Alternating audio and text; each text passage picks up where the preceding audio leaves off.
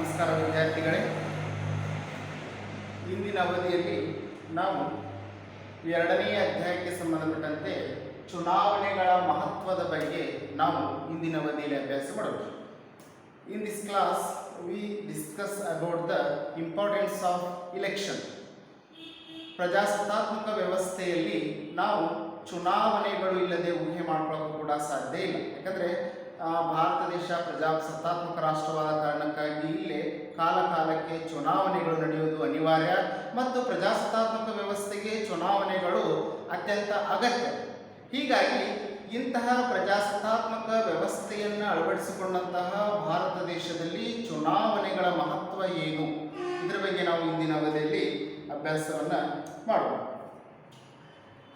ನಮ್ಮ ಭಾರತ ದೇಶದಲ್ಲಿ ಕಾಲಕಾಲಕ್ಕೆ ನಡೆಯುವಂತಹ ಚುನಾವಣೆಗಳಲ್ಲಿ ಪ್ರಜೆಗಳು ಸಂವಿಧಾನಾತ್ಮಕವಾಗಿರುವಂತಹ ಮತದಾನದ ಹಕ್ಕನ್ನು ಚಲಾಯಿಸುವುದರ ಮುಖಾಂತರವಾಗಿ ರಾಜಕೀಯ ಚಟುವಟಿಕೆಗಳಲ್ಲಿ ತಮ್ಮನ್ನು ತಾವು ಸಕ್ರಿಯವಾಗಿ ತೊಡಗಿಸಿಕೊಳ್ಳುತ್ತಾರೆ ಅನ್ನುವಂಥ ವಿಚಾರವನ್ನು ನಾವು ಕಾಣ್ತೇವೆ. ಯಾಕಂದರೆ ಸಂವಿಧಾನಾತ್ಮಕವಾಗಿ ಪ್ರಜೆಗಳಿಗೆ ವೋಟಿಂಗ್ ಪವರ್ ಅದು. ಈ ಒಂದು ಮತ ಚಲಾವಣೆ ಮಾಡುವಂಥ ಅಧಿಕಾರದ ಮುಖಾಂತರವಾಗಿ ರಾಜಕೀಯ ಕ್ಷೇತ್ರದಲ್ಲಿ ಪ್ರಜೆಗಳು ಕೂಡ ಭಾಗವಹಿಸಲು ಅವಕಾಶವನ್ನು ಮಾಡಿಕೊಟ್ಟಿದೆ ಭಾರತದ ಸಂವಿಧಾನ. ಈಗಾಗಲೇ ನಾನು ಹಿಂದಿನ ಅವಧಿಯಲ್ಲಿ ಹೇಳಿದಾಗೆ ಭಾರತದ ಸಂವಿಧಾನದ 326ನೇ ವಿಧಿಯು ಭಾರತೀಯ ಪ್ರಜೆಗಳಿಗೆ ಮತದಾನದ ಹಕ್ಕನ್ನು ನೀಡಿದೆ ಅನ್ನುವಂಥ ವಿಚಾರವನ್ನು ನಾವು ಕಾಣ್ತೇವೆ. ಹೌದಾ? ಹೀಗಾಗಿ ಪ್ರಜಾಸತ್ತಾತ್ಮಕ ವ್ಯವಸ್ಥೆಯಲ್ಲಿ ಚುನಾವಣೆಗಳು ಆಧಾರ ಸ್ತಂಭಗಳು ಅಂತ ನಾವು ಸ್ಪಷ್ಟವಾಗಿ ಹೇಳ್ತೀವಿ. In the democratic system elections are main basis of the system. ಯಾಕಂದರೆ ವ್ಯವಸ್ಥೆಯ ಮೂಲ ಆಧಾರ ಚುನಾವಣೆ. ಯಾಕಂದರೆ ನಮ್ಮ ಭಾರತ ದೇಶದಲ್ಲಿ ಕಾಲಕಾಲಕ್ಕೆ ಚುನಾವಣೆಗಳು ನಡೀಲಿಲ್ಲ ಅಂತಂದರೆ ಆಡಳಿತಾರೂಢ ಸರ್ಕಾರ ನಿರಂಕುಶತ್ವವನ್ನು ತಾಳಬಹುದು. ಹೀಗಾಗಿ ಅಧಿಕಾರಿಗಳು ನಿರಂಕುಶತ್ವವನ್ನು ತಾಳದೆ ಜನಪರವಾದಂತಹ ಕಾಳಜಿಪೂರ್ವಕ ಆಡಳಿತವನ್ನು ನಡೆಸಬೇಕು ಅಂತಂದ್ರೆ ಅಲ್ಲಿ ಕಾಲಕಾಲಕ್ಕೆ ಚುನಾವಣೆಗಳ ಮುಖಾಂತರವಾಗಿ ಜನ ಬೆಂಬಲ ಅತ್ಯಂತ ಅವಶ್ಯಕ ಅನ್ನುವಂಥ ವಿಚಾರವನ್ನು ನಾವು ಕಾಣ್ತೇವೆ. ಹೀಗಾಗಿ ಚುನಾವಣೆಗಳ ಮಹತ್ವವೇನು ಅನ್ನುವಂತಹ ವಿಚಾರವನ್ನು ಕೆಲವು ಪ್ರಮುಖ ಅಂಶಗಳ ಮುಖಾಂತರವಾಗಿ ನಾವು ಅವಲೋಕನ ಮಾಡೋದಾದರೆ ಇಲ್ಲೇ ಚುನಾವಣೆಗಳು ಪ್ರಜಾಸತ್ತಾತ್ಮಕ ಆಡಳಿತದ ವ್ಯವಸ್ಥೆಯ ಮೂಲ ತಳಹದಿಗಳಾಗಿವೆ ಅನ್ನೋದನ್ನು ನಾವು ಕಾಣ್ತೇವೆ. ಭಾರತ ದೇಶದ ಪ್ರಜಾಸತ್ತಾತ್ಮಕ ವ್ಯವಸ್ಥೆಯಲ್ಲಿ ತಳ ಹಂತದಿಂದಲೂ ಕೂಡ ಉನ್ನತ ಹಂತದವರೆಗೆ ಚುನಾವಣಾ ವ್ಯವಸ್ಥೆ ಇರುವುದನ್ನು ನಾವು ಕಾಣ್ತೇವೆ. ಹೌದಾ? ಉದಾಹರಣೆಗಾಗಿ ಸ್ಥಳೀಯ ಸರ್ಕಾರಗಳಲ್ಲಿ ಮುಖ್ಯವಾಗಿ 2 ಪ್ರಕಾರದ ಸ್ಥಳೀಯ ಸರ್ಕಾರಗಳು ಬರ್ತವೆ. ನೀವು ಈಗಾಗಲೇ ಫಸ್ಟ್ ಇಯರ್ದಲ್ಲಿ ಅಭ್ಯಾಸವನ್ನು ಮಾಡಿ ಗ್ರಾಮಾಂತರ ಸ್ಥಳೀಯ ಸರ್ಕಾರಗಳು ಮತ್ತು ನಗರ ಸ್ಥಳೀಯ ಸರ್ಕಾರಗಳು ಅಂತೇಳಿ ಬರ್ತವೆ. ಹೀಗಾಗಿ ಈ ಸ್ಥಳೀಯ ಸರ್ಕಾರಗಳ ಪ್ರತಿನಿಧಿಗಳನ್ನು ಚುನಾವಣೆಯ ಮೂಲಕ ಆಯ್ಕೆ ಮಾಡಲಾಗುತ್ತದೆ ಅನ್ನುವಂಥ ವಿಚಾರವನ್ನು ನಾವು ಕಾಣ್ತೇವೆ. ಅಂದರೆ ತಳ ಹಂತದಿಂದಲೂ ಕೂಡ ಭಾರತ ದೇಶದಲ್ಲಿ ಚುನಾವಣಾ ವ್ಯವಸ್ಥೆ ಪ್ರಮುಖ ಪಾತ್ರವನ್ನು ನಿರ್ವಹಿಸ್ತಾ ಇದೆ ಅನ್ನುವಂಥ ವಿಚಾರವನ್ನು ನಾವು ಕಾಣ್ತೇವೆ. ತಳ ಹಂತದಿಂದ ಉನ್ನತ ಹಂತದವರೆಗೂ ಕೂಡ, ಉನ್ನತ ಹಂತ ಅಂತಂದರೆ ನಮ್ಮ ಭಾರತ ದೇಶದ ರಾಷ್ಟ್ರಾಧ್ಯಕ್ಷರನ್ನು ಆಯ್ಕೆ ಮಾಡುವಂಥ ಚುನಾವಣೆಯಲ್ಲಿಯೂ ಕೂಡ ಇಲೆಕ್ಟೋರಲ್ ಕಾಲೇಜಿನ ಮೆಂಬರ್ಸು ಆ ಒಂದು ಇಲೆಕ್ಷನ್ದಲ್ಲಿ ಪಾರ್ಟಿಸಿಪೇಟ್ ಮಾಡುವಂಥ ಒಂದು ವ್ಯವಸ್ಥೆ ಇದೆ. ಹೀಗಾಗಿ ಪ್ರಜಾಸತ್ತಾತ್ಮಕ ವ್ಯವಸ್ಥೆಯ ಮೂಲ ತಳಹದಿ ಯಾವುದು ಅಂತಂದ್ರೆ ಚುನಾವಣೆ. Election is the foundation of democratic government. ಪ್ರಜಾಸತ್ತಾತ್ಮಕ ವ್ಯವಸ್ಥೆಯ ಮೇನ್ ಪಿಲ್ಲರ್ ಇದೆ. ಚುನಾವಣಾ ವ್ಯವಸ್ಥೆ ಪ್ರಜಾಸತ್ತಾತ್ಮಕ ವ್ಯವಸ್ಥೆಯ ಫೌಂಡೇಶನ್ ಅಂದರೆ ತಪ್ಪಾಗಲಿಕ್ಕಿಲ್ಲ ಅನ್ನುವಂಥ ವಿಚಾರವನ್ನು ನಾವು ಕಾಣ್ತೇವೆ. ಜೊತೆಗೆ ಪ್ರಜಾಸತ್ತಾತ್ಮಕ ವ್ಯವಸ್ಥೆಯಲ್ಲಿ ಎಲ್ಲ ಆಡಳಿತದ ಮೂಲ ಪ್ರಜೆಗಳು ಅನ್ನುವಂತಹ ಸಾರಾಂಶವನ್ನು ತಿಳಿಸುವಂಥ ಒಂದು ವ್ಯವಸ್ಥೆ ಚುನಾವಣಾ ವ್ಯವಸ್ಥೆಯಲ್ಲಿದೆ ಅನ್ನೋದನ್ನು ನಾವು ಕಾಣ್ತೇವೆ. ಅಂದರೆ ನಮ್ಮ ಭಾರತ ದೇಶದಲ್ಲಿ ನಡೆಯುವಂಥ ಎಲ್ಲ ಚುನಾವಣೆಗಳಲ್ಲಿಯೂ ಕೂಡ ಭಾರತ ದೇಶದ ಅರ್ಹ ಮತದಾರರು ಮತ ಚಲಾವಣೆ ಮಾಡುವಂಥ ಕಾರಣಕ್ಕಾಗಿ ಪ್ರಜೆಗಳೇ ಎಲ್ಲ ಅಧಿಕಾರದ ಮೂಲ ಅನ್ನುವುದನ್ನು ಸಾಬೀತುಪಡಿಸುವ ವ್ಯವಸ್ಥೆ ಇದೆ ಅನ್ನುವಂಥ ಸಂಗತಿಯನ್ನು ನಾವು ಕಾಣ್ತೇವೆ. ಹೀಗಾಗಿ ನಮ್ಮ ಭಾರತ ದೇಶ ಪ್ರಜಾಸತ್ತಾತ್ಮಕ ರಾಷ್ಟ್ರವಾದ ಕಾರಣಕ್ಕಾಗಿ ಇಲ್ಲಿ ಎಲ್ಲ ಅಧಿಕಾರದ ಮೂಲವನ್ನು ಪ್ರಜೆಗಳಿಂದ ಗುರುತಿಸುತ್ತೇವೆ ಅನ್ನುವಂಥ ಸಂಗತಿಯನ್ನು ನಾವು ಕಾಣ್ತೇವೆ. ಎಲ್ಲ ಅಧಿಕಾರದ ಮೂಲ ಯಾವುದು ಅಂತಂದ್ರೆ ಪ್ರಜೆಗಳು ಅನ್ನುವಂಥ ಸಂಗತಿಯನ್ನು ನಾವು ಕಾಣ್ತೇವೆ. ಹೀಗಾಗಿ ಚುನಾವಣೆಗಳು ಪ್ರಜಾಸತ್ತಾತ್ಮಕ ಆಡಳಿತದ ವ್ಯವಸ್ಥೆಯ ತಳಹದಿಗಳಾಗಿವೆ ಎನ್ನುವಂಥ ವಿಚಾರವನ್ನು ನಾವು ಕಾಣ್ತೇವೆ. ನಂತರ ರಾಷ್ಟ್ರದಲ್ಲಿ ಎಲ್ಲ ಪ್ರಜೆಗಳಿಗೂ ಕೂಡ ಯಾವುದೇ ರೀತಿಯ ತಾರತಮ್ಯ ಮಾಡದೆ ಸಮಾನ ನ್ಯಾಯ ಮತ್ತು ಸ್ವಾತಂತ್ರ್ಯವನ್ನು ದೊರಕಿಸಿಕೊಡುವ ವ್ಯವಸ್ಥೆಯಲ್ಲಿ ಚುನಾವಣೆಗಳು ಪ್ರಮುಖ ಪಾತ್ರವನ್ನು ನಿರ್ವಹಿಸುತ್ತವೆ ಅನ್ನುವಂಥ ಸಂಗತಿಯನ್ನು ನಾವು ಕಾಣಬಹುದು. ಯಾಕಂದರೆ ಚುನಾವಣೆಗಳಲ್ಲಿ ಎಲ್ಲ ಅರ್ಹ ಮತದಾರರು ಕೂಡ ಪಾರ್ಟಿಸಿಪೇಟ್ ಮಾಡಬಹುದು, ಹೌದಾ? ಯಾವುದೇ ಜಾತಿ, ಜನಾಂಗ, ಲಿಂಗ, ವರ್ಣ, ಆರ್ಥಿಕ ಅಂತಸ್ತಿನ ಮುಖಾಂತರವಾಗಿ ತಾರತಮ್ಯ ಮಾಡುವಂಥ ವ್ಯವಸ್ಥೆ ಎಲೆಕ್ಷನ್ ಸಿಸ್ಟಮ್ನಲ್ಲಿ ಇಲ್ಲ, ಹೌದಾ? ಆ ಜಾತಿಯವ, ಈ ಜಾತಿಯವ, ಇವರು ಗಂಡು, ಇವರು ಹೆಣ್ಣು, ಇವರು ಶ್ರೀಮಂತರು, ಇವರು ಬಡವರು ಅನ್ನುವಂಥ ಯಾವುದೇ ರೀತಿಯ ತಾರತಮ್ಯವಿಲ್ಲದೆ there is no any type of discrimination. All the voters can vote to the election. ಹೀಗಾಗಿ ಪ್ರಜಾಸತ್ತಾತ್ಮಕ ವ್ಯವಸ್ಥೆಯಲ್ಲಿ ಎಲ್ಲ ಪ್ರಜೆಗಳಿಗೂ ಕೂಡ ಸಮಾನ ಅವಕಾಶವನ್ನು ಕೊಡುವ ವ್ಯವಸ್ಥೆ ಚುನಾವಣಾ ವ್ಯವಸ್ಥೆಯಲ್ಲಿದೆ ಅನ್ನುವುದನ್ನು ನಾವು ಕಾಣ್ತೇವೆ. ಎಲ್ಲರಿಗೂ ಕೂಡ ಸಮಾನವಾದಂಥ ಅವಕಾಶಗಳು ಅದಾವ. ಅಂದರೆ ಯಾವುದೇ ಚುನಾವಣೆ ಆಗಲಿ, ಆ ಚುನಾವಣೆಯಲ್ಲಿ ಅವರಿವರೆನ್ನದೆ ಎಲ್ಲರೂ ಕೂಡ ಚುನಾವಣೆಯಲ್ಲಿ ಭಾಗವಹಿಸಲು ಸಮಾನ ಅವಕಾಶಗಳನ್ನು ಚುನಾವಣಾ ವ್ಯವಸ್ಥೆ ನೀಡಿದೆ ಎನ್ನುವಂಥ ಸಂಗತಿಯನ್ನು ನಾವು ಕಾಣ್ತೇವೆ. ಜೊತೆಗೆ ಮುಕ್ತವಾದ ಸ್ವಾತಂತ್ರ್ಯ ಪ್ರಜಾಸತ್ತಾತ್ಮಕ ವ್ಯವಸ್ಥೆಯಲ್ಲಿ ನಮಗೆ ಇರುವಂತಹ ಮತದಾನದ ಹಕ್ಕಿನ ಮುಖಾಂತರವಾಗಿ ನಮಗೆ ಸರಿ ಎನಿಸಿದ ಅಭ್ಯರ್ಥಿಯನ್ನು ನಾವು ಮುಕ್ತವಾಗಿ ಆಯ್ಕೆ ಮಾಡುವಂಥ ಒಂದು ಸ್ವಾತಂತ್ರ್ಯ ಚುನಾವಣಾ ವ್ಯವಸ್ಥೆಯಲ್ಲಿ ಇದೆ ಅನ್ನುವಂಥ ಸಂಗತಿಯನ್ನು ನಾವು ಕಾಣ್ತೇವೆ. ಹೀಗಾಗಿ ಇಲ್ಲೇ ಸಮಾನ ಅವಕಾಶಗಳು ಮತ್ತು ಸ್ವಾತಂತ್ರ್ಯವನ್ನು ಒದಗಿಸಿಕೊಡುವಲ್ಲಿ ಯಾವುದೇ ರೀತಿ ತಾರತಮ್ಯವನ್ನು ಮಾಡುವುದಿಲ್ಲ ಚುನಾವಣಾ ವ್ಯವಸ್ಥೆ ಅನ್ನುವಂಥ ಸಂಗತಿಯನ್ನು ನಾವು ಕಾಣ್ತೇವೆ. It is the key component to provide justice and freedom to all without any discrimination.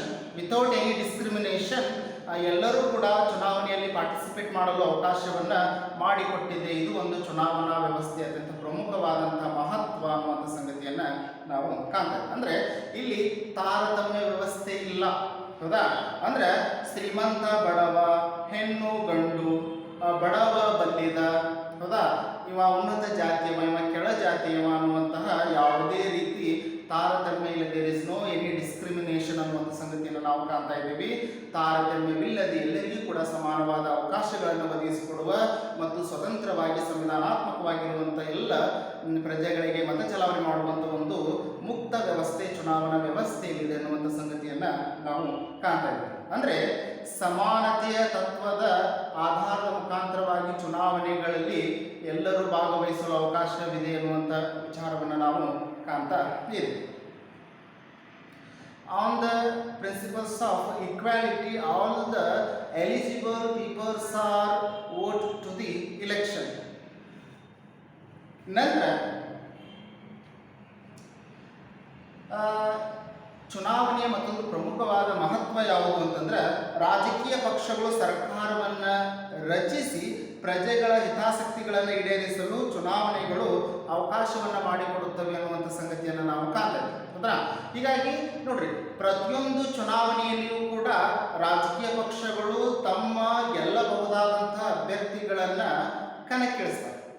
ಕಣಕ್ಕಿಳಿಸಿದ ನಂತರ ಆ ಪ್ರಜೆಗಳು ಆ ಒಂದು ಜನಪ್ರತಿನಿಧಿಯು ಅಥವಾ ಟಿಕೆಟ್ ಪಡೆದಂಥ ಒಬ್ಬ ಅಭ್ಯರ್ಥಿಯು ಜನರ ಬಳಿಗೆ ಹೋಗಿ ಅವರು ಮುಂದೆ ಯಾವ ರೀತಿ ಯೋಜನೆಗಳನ್ನು ಹಾಕಿಕೊಡುತ್ತಾರೆ, ಆ ಯೋಜನೆಗಳಿಗೆ ಸಂಬಂಧಪಟ್ಟಂತೆ ಎಲ್ಲ ವರದಿಯನ್ನು ಚುನಾವಣಾ ಕ್ಯಾಂಪೇನ್ನಲ್ಲಿ, ಚುನಾವಣಾ ಪ್ರಚಾರದಲ್ಲಿ ಮತದಾರರ ಮುಂದೆ ಇಟ್ಟು ಅವರ ಮತವನ್ನು ಯಾಚನೆ ಮಾಡುವಂಥ, ಅವರ ಬೆಂಬಲವನ್ನು ಪಡೆಯುವಂಥ ಒಂದು ವ್ಯವಸ್ಥೆ ಚುನಾವಣಾ ವ್ಯವಸ್ಥೆಯಲ್ಲಿದೆ ಅನ್ನುವಂಥ ವಿಚಾರವನ್ನು ನಾವು ಕಾಣ್ತೇವೆ.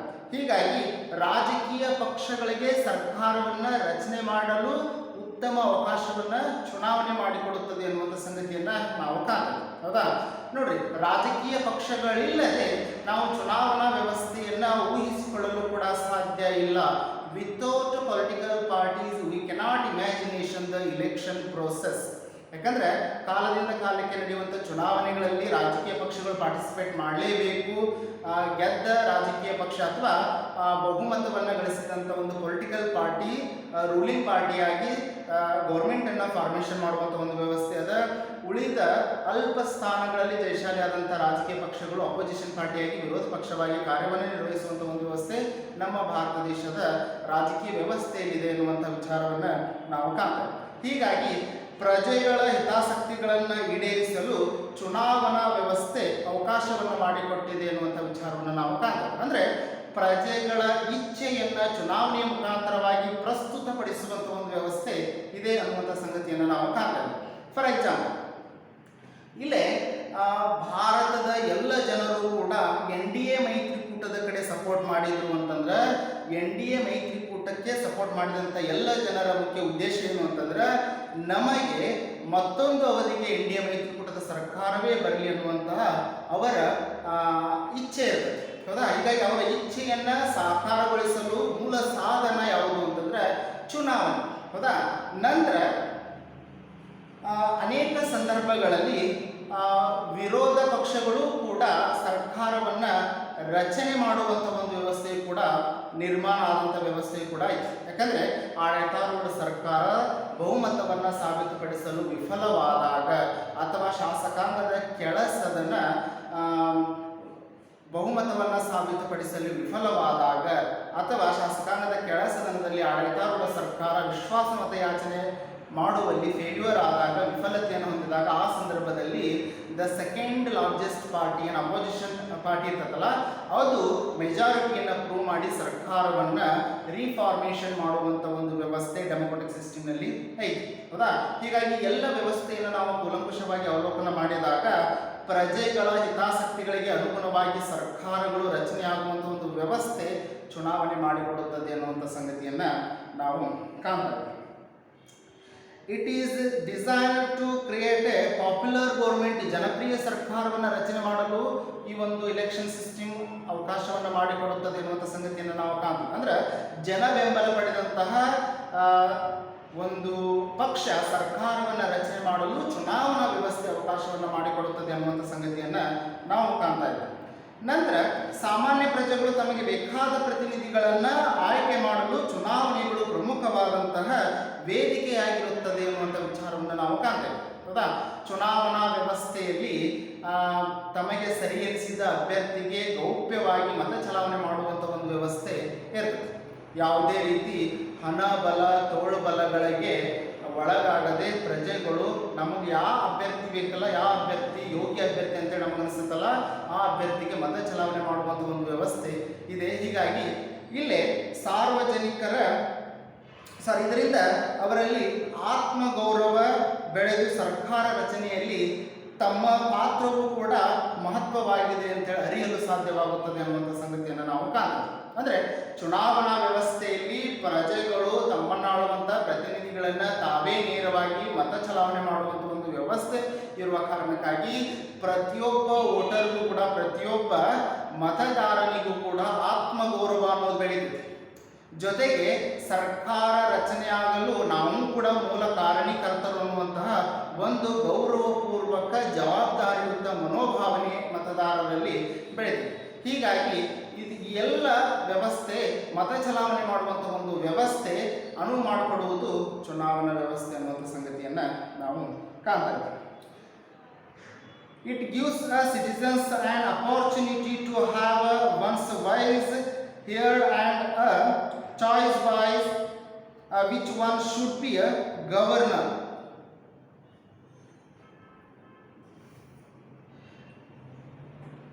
ನಂತರ ಚುನಾವಣೆಗಳು ಪ್ರಜಾಸತ್ತಾತ್ಮಕ ವ್ಯವಸ್ಥೆಯ ಪ್ರಮುಖ ಅಳತೆಗೋಲುಗಳು ಅಂತಲೂ ಕೂಡ ನಾವು ಕರಿತೀವಿ. ಪ್ರಜಾಸತ್ತಾತ್ಮಕ ವ್ಯವಸ್ಥೆಯ ಮಾನದಂಡ ಅಳತೆಗೋಲು ಯಾವುದು ಅಂತಂದ್ರೆ ಎಲೆಕ್ಷನ್ ಸಿಸ್ಟಮ್ ಅಂತೇಳಿ ನಾವು ಸ್ಪಷ್ಟವಾಗಿ ಹೇಳ್ಬೋದು. ಅಂದರೆ ಚುನಾವಣೆಯ ಮುಖಾಂತರವಾಗಿ ಸಾರ್ವಜನಿಕರ ಹಿತಾಸಕ್ತಿಗಳ ಬಗ್ಗೆ ಚರ್ಚೆ ಮಾಡುವಂಥ ಮತ್ತು ಸಾರ್ವಜನಿಕ ಅಭಿಪ್ರಾಯಗಳನ್ನು ಕಲೆ ಹಾಕುವಂಥ ಒಂದು ವ್ಯವಸ್ಥೆ ನಿರ್ಮಾಣವಾಗುತ್ತದೆ ಅನ್ನುವಂಥ ಸಂಗತಿಯನ್ನು ನಾವು ಕಾಣ್ತೇವೆ. ಹೀಗಾಗಿ ಪ್ರಜಾಸತ್ತಾತ್ಮಕ ವ್ಯವಸ್ಥೆ ಯಶಸ್ವಿಯಾಗಿ ಕಾರ್ಯವನ್ನು ನಿರ್ವಹಿಸಬೇಕು ಅಂತಂದ್ರೆ ಅಲ್ಲಿ ನಿಷ್ಪಕ್ಷಪಾತವಾದಂತಹ ನ್ಯಾಯಸಮ್ಮತವಾದಂತಹ ಚುನಾವಣೆಗಳು ನಡೆಯುವುದು ಅತ್ಯಂತ ಅವಶ್ಯಕ ಅನ್ನುವಂಥ ಸಂಗತಿಯನ್ನು ನಾವು ಕಾಣ್ತೇವೆ. It is the barometer of a democracy and serves of forum for the discussion of public issues and facilitates the expression of public opinion. ಚುನಾವಣಾ ಅನ್ನುವಂಥ ಒಂದು ಮುಖ್ಯ ವೇದಿಕೆ ಮುಖಾಂತರವಾಗಿ ಪ್ರಜೆಗಳಿಗೆ ಅವರ ಅಭಿಪ್ರಾಯಗಳನ್ನು, ಅವರ ಇಚ್ಛೆಯನ್ನು ವ್ಯಕ್ತಪಡಿಸಲು ಒಂದು ಮುಖ್ಯ ವೇದಿಕೆಯಾಗಿದೆ ಅನ್ನುವಂಥ ಸಂಗತಿಯನ್ನು ನಾವು ಕಾಣ್ತೇವೆ. ಜೊತೆಗೆ ಚುನಾವಣೆಗಳಿಂದ ಪ್ರಜೆಗಳು ರಾಷ್ಟ್ರ ನಿರ್ಮಾಣದ ಪ್ರಕ್ರಿಯೆಯಲ್ಲಿ ತೊಡಗಿಕೊಂಡು ರಾಜಕೀಯ ಜ್ಞಾನವನ್ನು ಹೊಂದಲು ಕೂಡ ಅವಕಾಶವಿದೆ ಅನ್ನುವಂಥ ಸಂಗತಿಯನ್ನು ನಾವು ಕಾಣ್ತೇವೆ. ಅಂದರೆ ಕಾಲಕ್ಕೆ ನಡೆಯುವಂತಹ ಜನರಲ್ ಇಲೆಕ್ಷನ್ದಲ್ಲಿ ಮುಖ್ಯವಾಗಿ ಲೋಕಸಭಾ ಚುನಾವಣೆಯಲ್ಲಿ ಒಂದು ಉತ್ತಮವಾದಂತಹ ರಾಷ್ಟ್ರ ನಾಯಕನು ನಮ್ಮ ಭಾರತ ದೇಶವನ್ನು ಆಳಬೇಕು ಅಂತಂದ್ರೆ ಜನರು ಆ ವ್ಯಕ್ತಿಗೆ ಬೆಂಬಲವನ್ನು ನೀಡುವುದು ಅತ್ಯಂತ ಅನಿವಾರ್ಯ ಆಗಿದೆ.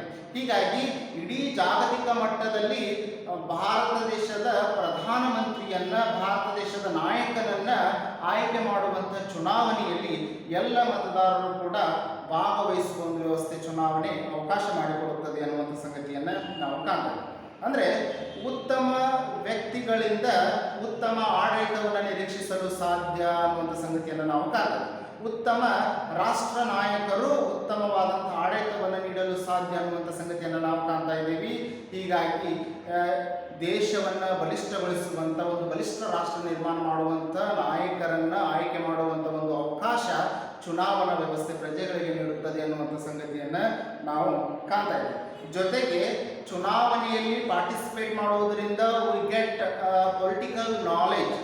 ಚುನಾವಣಾ ಪ್ರಕ್ರಿಯೆಯಲ್ಲಿ ನಾವು ಭಾಗವಹಿಸುವುದರಿಂದ ನಮಗೆ ಆಟೋಮೆಟಿಕ್ ಆಗಿ ರಾಜಕೀಯ ಪ್ರಜ್ಞೆ, ರಾಜಕೀಯ ಜ್ಞಾನ ಅನ್ನೋದು ಮೂಡುತ್ತದೆ ಅನ್ನುವಂಥ ಸಂಗತಿಯನ್ನು ನಾವು ಕಾಣ್ತಾ ಇದ್ದೀವಿ.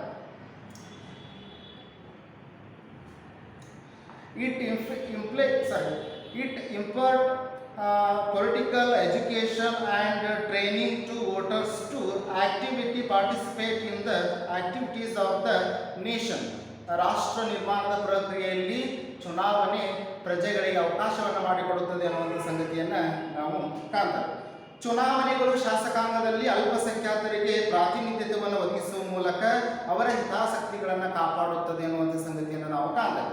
ಹೌದಾ? In the legislator minorities and majorities are there. Majorities ಅಂದ್ರೆ ರೂಲಿಂಗ್ ಪಾರ್ಟಿ. ಹೌದಾ? ಅಂದರೆ ಬಹುಮತ ಗಳಿಸಿದಂಥ ರಾಜಕೀಯ ಪಕ್ಷ ಆಡಳಿತಾರೂಢ ಪಕ್ಷವಾಗಿ ಕಾರ್ಯವನ್ನು ನಿರ್ವಹಿಸಿದ್ರೆ, ಅಲ್ಪ ಸ್ಥಾನಗಳಲ್ಲಿ ಗಳಿಸಿದಂತಹ minority parties are working to the opposition party. ಹೀಗಾಗಿ ಇಲ್ಲಿ ಮುಖ್ಯವಾಗಿ ಶಾಸಕಾಂಗದಲ್ಲಿ ಅಲ್ಪಸಂಖ್ಯಾತರನ್ನು ಕೂಡ ಕಡೆಗಣಿಸುವ ವ್ಯವಸ್ಥೆ ಇಲ್ಲ. ಇಲ್ಲಿ ಬಹುಮತದ ಆಧಾರದ ಮುಖಾಂತರವಾಗಿ ಸರ್ಕಾರ ರಚನೆ ಆದರೂ ಕೂಡ ವಿರೋಧ ಪಕ್ಷದಲ್ಲಿರುವಂಥ ಅಲ್ಪಸಂಖ್ಯಾತ ಸದನದ ಸದಸ್ಯರು ಕೂಡ ತಮ್ಮ ಅಭಿಪ್ರಾಯಗಳನ್ನು, ಮತಗಳನ್ನು ಆಡಳಿತಾತ್ಮಕ ವ್ಯವಸ್ಥೆಯಲ್ಲಿ ವ್ಯಕ್ತಪಡಿಸಬಹುದು ಅನ್ನುವಂಥ ವಿಚಾರವನ್ನು ನಾವು ಕಾಣ್ತಾ ಇದ್ದೀವಿ. ಹೌದಾ? ಹೀಗಾಗಿ ಸದನದಲ್ಲಿ ಸಚಿವರಾಗಿರ್ಬೋದು, ಆಡಳಿತಾರೂಢ ಸರ್ಕಾರ ಆಗಿರ್ಬೋದು, ಯಾವುದಾದ್ರೂ ಒಂದು ಮಸೂದೆಯನ್ನು ಮಂಡನೆ ಮಾಡಿದಂಥ ಸಂದರ್ಭದಲ್ಲಿ ಮೈನಾರಿಟೀಸ್ ಕ್ಯಾಂಡಿಡೇಟ್ಸ್ ಏನಿರ್ತಾರಲ್ಲ, ಅಂದರೆ ವಿರೋಧ ಪಕ್ಷದಲ್ಲಿರುವಂತಹ ಶಾಸಕರು ಕೂಡ ಅದಕ್ಕೆ ಕಮೆಂಟ್ ಮಾಡಬಹುದು, ಅದಕ್ಕೆ ಸಂಬಂಧಪಟ್ಟಂತೆ ವಿಮರ್ಶೆಯನ್ನು ಮಾಡಬಹುದು, ಪ್ರಶ್ನೆಯನ್ನು ಕೇಳಬಹುದು, ಸಮರ್ಥವಾದಂತಹ ಆಡಳಿತಕ್ಕಾಗಿ ಅವರು ರಿಕ್ವೆಸ್ಟ್ ಮಾಡಬಹುದು. ಎಲ್ಲ ವ್ಯವಸ್ಥೆಯು ಕೂಡ ಪ್ರಜಾಸತ್ತಾತ್ಮಕ ವ್ಯವಸ್ಥೆಯಲ್ಲಿ ಇದೆ ಅನ್ನುವಂಥ ಸಂಗತಿಯನ್ನು ನಾವು ಕಾಣ್ತೇವೆ. It protects the interest of the minorities by providing representations in the legislature. ಶಾಸಕಾಂಗದಲ್ಲಿ ಅಲ್ಪಸ್ಥಾನ ಗಳಿಸಿದಂತಹ ಶಾಸಕರನ್ನು ನಾವು ಮೈನಾರಿಟೀಸ್ ಅಂತೇಳಿ ಕರೆದ್ರೆ, ಸ್ಪಷ್ಟ ಬಹುಮತದ ಮುಖಾಂತರವಾಗಿ ಆಡಳಿತಾರೂಢ ಸರ್ಕಾರವನ್ನು ನಡೆಸುವಂತಹ ಒಂದು ವರ್ಗವನ್ನು ನಾವು ಮೆಜಾರಿಟೀಸ್ ಅಂತೇಳಿ ನಾವು ಕರಿತೀವಿ. ಹೀಗಾಗಿ ಮೆಜಾರಿಟೀಸ್ ಅಷ್ಟೇ ಕನ್ಸಿಡರ್ ಆಗೋದಿಲ್ಲ, minority candidates also participate to the legislature activities. ಅಂದ್ರೆ ಶಾಸನೀಯ ಚಟುವಟಿಕೆಗಳಲ್ಲಿಯೂ ಕೂಡ ಅಲ್ಪಸಂಖ್ಯಾತ ಸದಸ್ಯರು ಕೂಡ ಭಾಗವಹಿಸುತ್ತಾರೆ ಅನ್ನುವಂಥ ಸಂಗತಿಯನ್ನು ನಾವು ಕಾಣ್ತಾ ಇದ್ದೀವಿ. ಎಲ್ಲ ಅವಕಾಶವನ್ನು ಚುನಾವಣಾ ವ್ಯವಸ್ಥೆ ಮಾಡಿಕೊಡುತ್ತದೆ ಅನ್ನುವಂಥ ಸಂಗತಿಯನ್ನು ನಾವು ಕಾಣ್ತೇವೆ. ನಂತರ ಚುನಾವಣೆಗಳು ಪ್ರಜೆಗಳ ಮತ್ತು ಪ್ರತಿನಿಧಿಗಳ ನಡುವೆ ರಾಜಕೀಯ ಹಾಗೂ ಸಾಮಾಜಿಕ ಸಾಮರಸ್ಯವನ್ನು ಮೂಡಿಸುತ್ತದೆ ಅನ್ನುವಂಥ ಸಂಗತಿಯನ್ನು ನಾವು ಕಾಣ್ತೇವೆ. ಪ್ರಜೆಗಳಿಂದ ಆಯ್ಕೆಯಾದಂಥ ಪ್ರತಿನಿಧಿಗಳ ಮತ್ತು ಪ್ರಜೆಗಳ ಮಧ್ಯದಲ್ಲಿ ಉತ್ತಮ ಬಾಂಧವ್ಯವನ್ನು ನಿರ್ಮಾಣ ಮಾಡುವಲ್ಲಿ ಚುನಾವಣೆಗಳು ಪ್ರಮುಖ ಪಾತ್ರವನ್ನು ನಿರ್ವಹಿಸುತ್ತವೆ ಅನ್ನುವಂಥ ಸಂಗತಿಯನ್ನು ನಾವು ಕಾಣ್ತೇವೆ. ಜೊತೆಗೆ ಸಾಮಾಜಿಕ ಸಾಮರಸ್ಯವನ್ನು ಕೂಡ ಚುನಾವಣೆ ಒಂದು ನಿರ್ಧರಿಸುತ್ತದೆ ಅನ್ನುವಂಥ ಸಂಗತಿಯನ್ನು ನಾವು ಕಾಣ್ತೇವೆ. ಹೇಗೆ ಸಾಮಾಜಿಕ ಸಾಮರಸ್ಯವನ್ನು ಚುನಾವಣೆಗಳು ನಡೆಸುತ್ತವೆ ಅಂತಂದರೆ, ಚುನಾವಣೆ ನಡೆಯುವಂಥ ಸಂದರ್ಭದಲ್ಲಿ ರಾಜಕೀಯ ಪಕ್ಷಗಳು ಎಲ್ಲ ವರ್ಗದವರ ಮತವನ್ನು ಪಡೆಯಲು ಕೂಡ ಕಾತರತೆಯಿಂದ ಪ್ರಚಾರವನ್ನು ಮಾಡ್ತಾ ಇರ್ತಾರೆ. ಹೀಗಾಗಿ ಅವರಿವರೆನ್ನದೇ ಎಲ್ಲರೂ ಕೂಡ ನಮ್ಮ ಪಕ್ಷಕ್ಕೆ ಅವಶ್ಯಕವಾದಂತಹ ಸದಸ್ಯರೇ ಅಂತೇಳಿ ಪರಿಗಣಿಸಿ ಎಲ್ಲರನ್ನೂ ಕೂಡ ಪರಿಗಣಿಸಿಕೊಂಡು ಚುನಾವಣಾ ಪ್ರಕ್ರಿಯೆ ನಡೆಸುವಂಥ ಒಂದು ವ್ಯವಸ್ಥೆ ನಮ್ಮ ಭಾರತದ ಪ್ರಜಾಸತ್ತಾತ್ಮಕ ವ್ಯವಸ್ಥೆಯಲ್ಲಿ ಇದೆ ಎಂಬ ಅಂಶವನ್ನು ನಾವು ಕಾಣ್ತೇವೆ. ಜೊತೆಗೆ ಒಂದು ರಾಜಕೀಯ ಪಕ್ಷ ಗೆದ್ದು ಬಂದರೆ, ಸರ್ಕಾರವನ್ನು ರಚನೆ ಮಾಡಿದರೆ, ಕೇವಲ ತಮ್ಮ ಪಕ್ಷದ ಸದಸ್ಯರು ಯಾವ ಕ್ಷೇತ್ರದಲ್ಲಿ ಜಯಶಾಲಿಯಾಗಿದ್ದಾರೆ ಅವಕ್ಕೆ ಮಾತ್ರ ಕಾನ್ಸಂಟ್ರೇಷನ್ ಮಾಡುವಂಥ ಒಂದು ವ್ಯವಸ್ಥೆ ಇಲ್ಲ, ಹೌದಾ? ಸೋತ ಕ್ಷೇತ್ರದಲ್ಲಿಯೂ ಕೂಡ ಅವರನ್ನು ಪರಿಗಣಿಸಿ ಆಡಳಿತಾತ್ಮಕ ವ್ಯವಸ್ಥೆಯ ಸವಲತ್ತುಗಳನ್ನು ಒದಗಿಸಿಕೊಡುವಂಥ ಒಂದು ವ್ಯವಸ್ಥೆ ಇದೆ ಅನ್ನುವಂಥ ಸಂಗತಿಯನ್ನು ನಾವು ಕಾಣ್ತೇವೆ.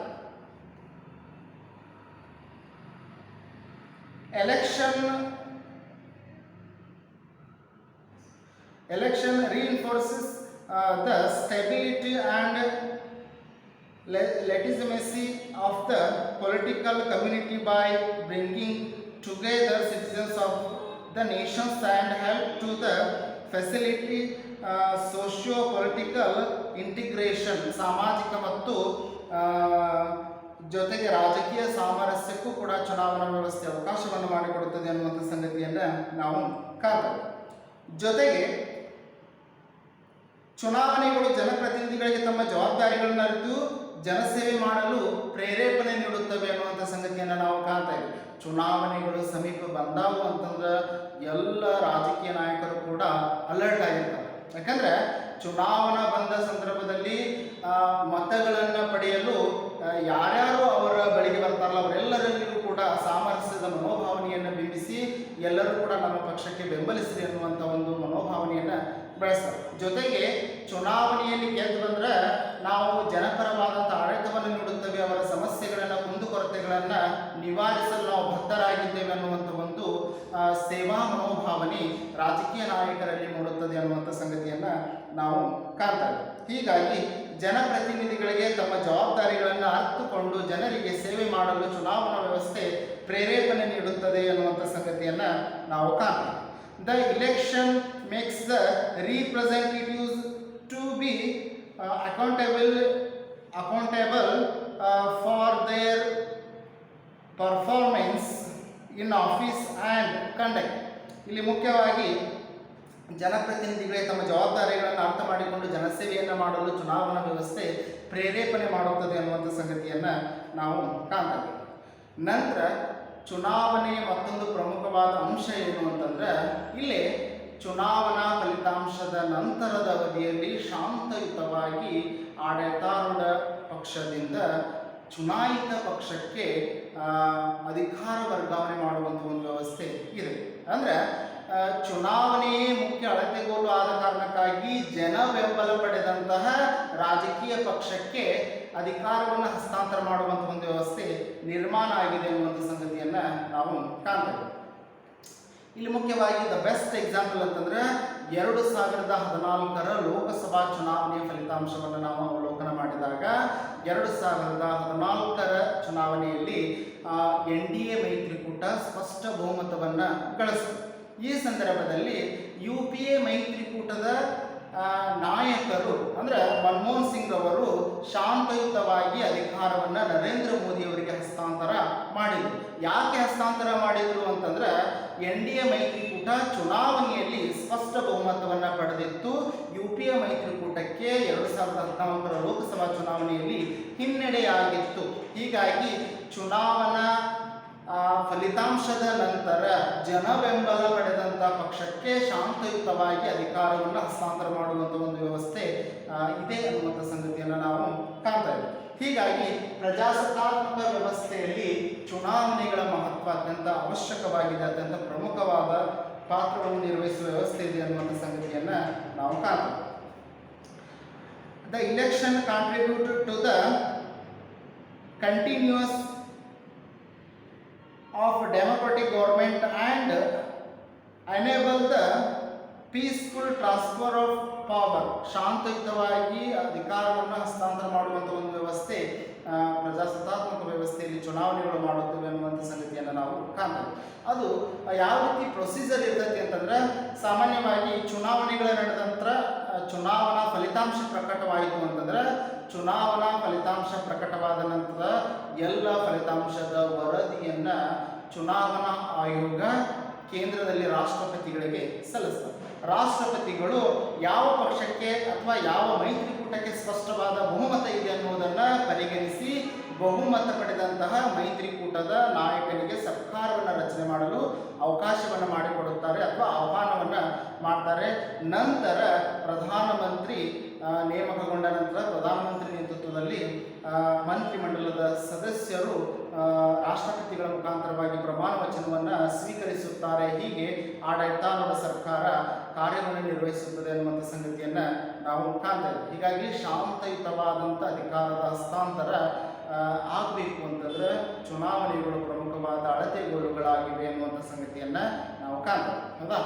ನಂತರ ಚುನಾವಣೆಯ ವಿಧಗಳ ಬಗ್ಗೆ, ಹೌದಾ, ಇಲ್ಲಿ ಮೆಥಡ್ಸ್ ಆಫ್ ಇಲೆಕ್ಷನ್ ಬಗ್ಗೆ direct election and indirect election ಅಂತ ಹೇಳಿದಾವೆ. ಈ ಡೈರೆಕ್ಟ್ ಎಲೆಕ್ಷನ್ ಮತ್ತು ಇಂಡೈರೆಕ್ಟ್ ಎಲೆಕ್ಷನ್ಗೆ ಸಂಬಂಧಪಟ್ಟಂತೆ ನಾವು ಮುಂದಿನ ಅವಧಿಯಲ್ಲಿ ವ್ಯವಸ್ಥಿತವಾದಂತಹ ಅಧ್ಯಯನವನ್ನು ಮಾಡೋಣ. ನಮಸ್ಕಾರ.